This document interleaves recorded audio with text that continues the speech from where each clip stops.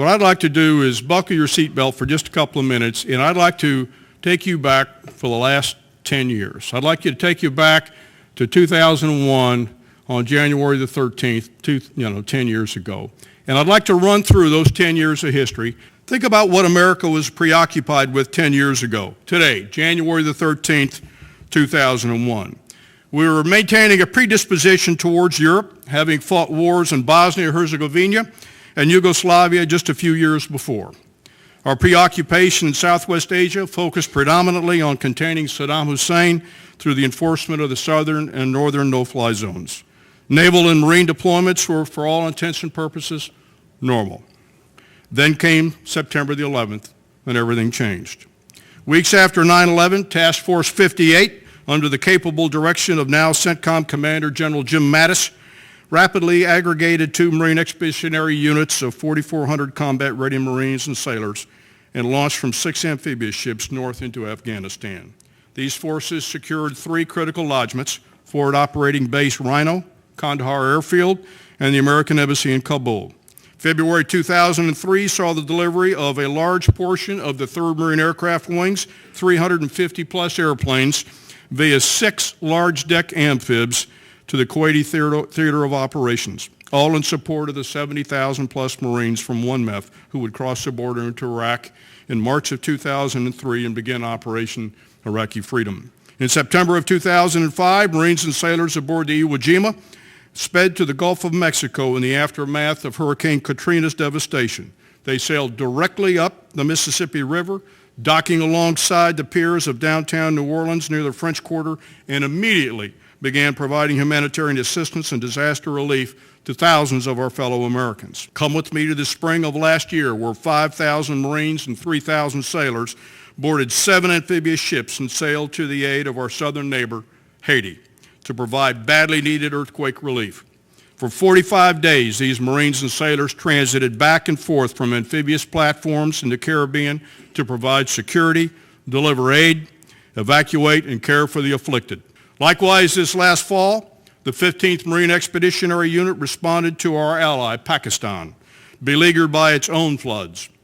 These vignettes validate what I see as the mission of the United States Marine Corps, a balanced air-ground logistics team that is forward deployed and forward engaged, shaping, training, deterring, and responding to all manner of crisis and contingencies. To Marines, the notion of expeditionary is a state of mind that drives the way we organize our forces, train, and the way we procure equipment. We provide a versatile middleweight force to respond across the range of military operations. Secondly, we provide an inherent agility that buys time for our national leaders to make decisions. Third, we bring an enabling and partnering capacity to joint and combined operations of any magnitude. Okay, folks, if you've been dozing off up to this point, it's time to wake up. I'm about to transition from speaking to preaching. Amphibious ships provide the multi-capable platforms that are the cornerstone of America's ability to respond to the range of crises that impact our national interests. I think of them as the Swiss Army knife of power projection. They're not task organized for any one particular mission, but rather are flexible and suited to many. This inherent flexibility and utility is not widely understood, nor is it appreciated, as evidenced by the frequent and erroneous assumption that forcible entry capabilities alone define the requirement for amphibious ships. Since 9/11, U.S. amphibious forces have responded to crises and contingencies at least 50 times, a response rate more than double during the entire period of the Cold War.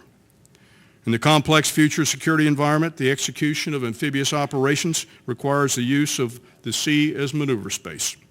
A new amphibious vehicle enables the rapid and seamless projection of ready-to-fight Marine units from sea to land in permissive, uncertain, and in hostile environments.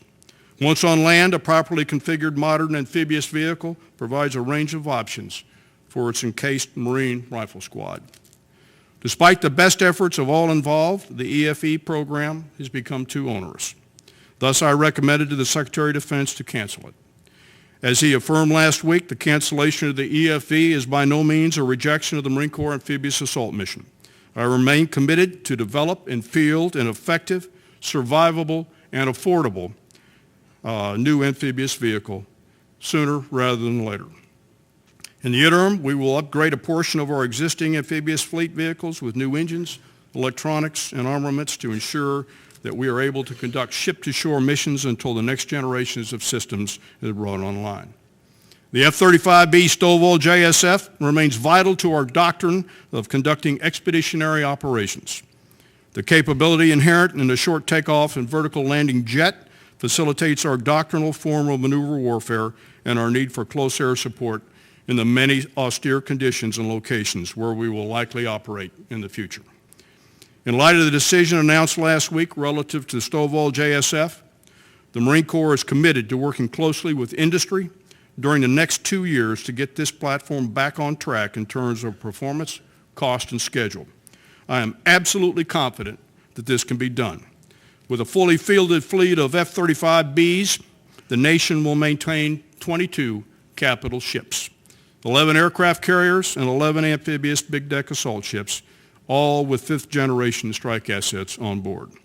Another main effort is a concept called lightening the MAGTF. This means reducing the size, the weight, and the energy expenditure of our forces from the individual rifleman to wholesale components of the Marine Air Ground Task Force. Over the past decade of operations, we have become tethered to equipment sets resulting from the emergence of new threats, perhaps most notably the improvised explosive device. We have also become overly accustomed to what I like to characterize as a culture of plenty, which has resulted in the acquisition of resources that in some cases are incompatible with the ethos of an agile expeditionary force.